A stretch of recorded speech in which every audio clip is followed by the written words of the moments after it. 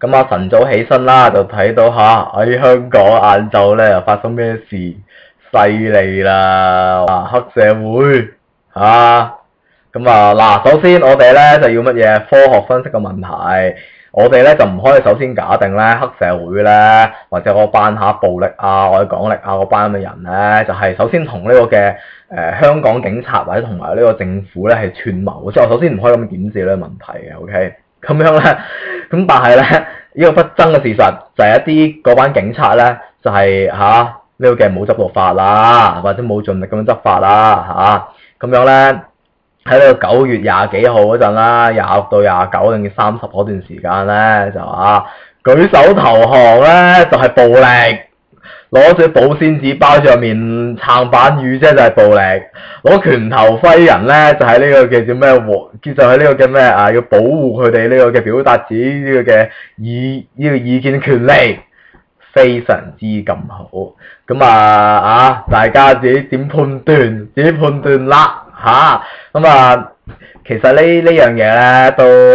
即係唔係第一日㗎啦。啲發人工嗰啲咧就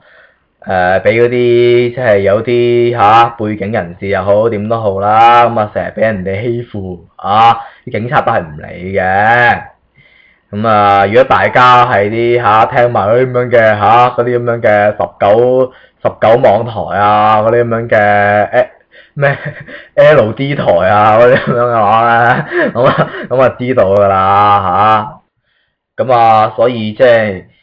示威反示威咧，一般世界上嘅 practice 咧都向啲警察出嚟咧就攔開兩幫人㗎啦。如果唔係嘅話咧，就肯定呢個嘅呢個嘅打交收場定係點㗎啦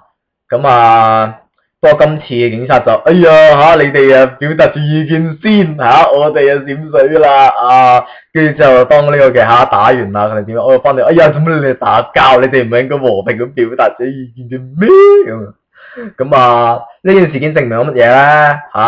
證明係呢個嘅你絕對唔可以話證明呢個即係呢個黑社會同埋呢個警察勾結，你只可以證明黑社會都係有愛國嘅 ，OK 就係咁樣啦。所以大家如果覺得警察就係呢個嘅支持警察執法，你繼續支持冇問題好嘢咁樣。今日咧就做個名句分享啦，有兩句啦，我成日都喺度自己重複自己噶啦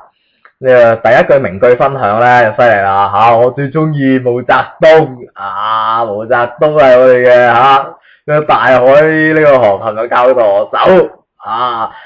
所以我哋任何呢啲革命嘅嘢，我哋都要睇翻毛澤東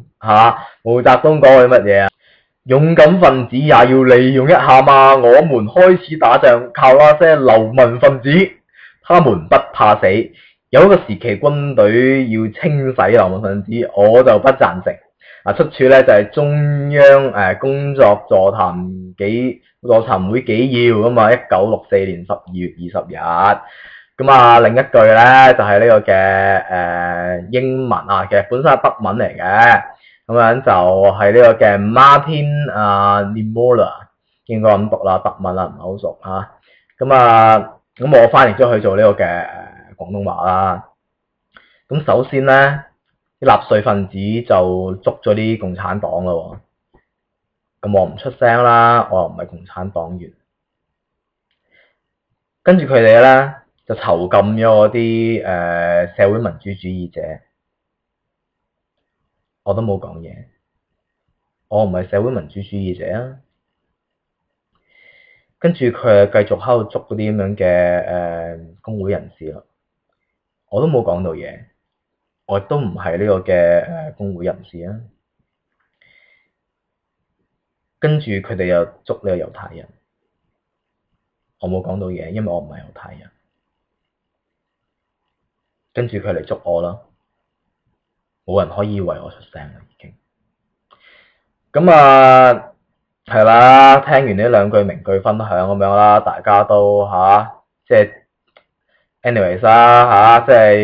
係點解即係有啲人會支持法輪功咁樣？我即係大家都知道，其實我係一個嘅無神論者啦，但我都支持呢個嘅法輪功。嘅抗爭嘅，咁樣喺香港啦，尤其是嚇。咁啊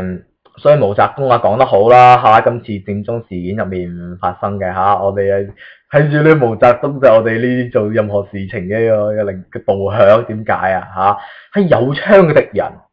被消滅之後，無槍嘅敵人依然存在。如果我哋唔係咁樣去呢個嘅分析問題嘅話，我哋之後就係犯極大嘅錯啊！啲黑社會係冇槍嘅，絕對係佢哋係有拳頭嘅啫。咁啊好啦，今日講到呢一度先啦。